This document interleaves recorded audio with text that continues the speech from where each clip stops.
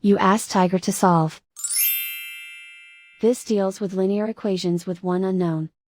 The final result is x equals -2. Let's solve it step by step. Group all x terms on the left side of the equation. Subtract 4x from both sides. Group like terms. Simplify the arithmetic. Group like terms.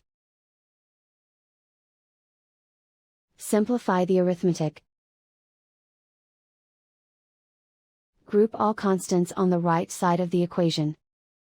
Add 2 to both sides. Simplify the arithmetic.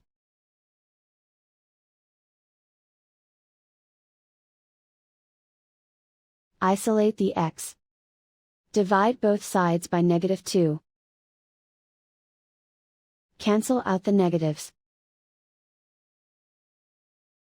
Simplify the fraction.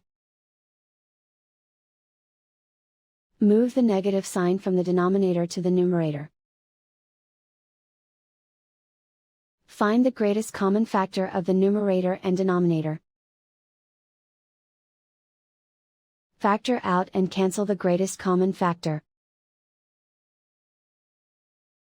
And so the final result is x equals -2.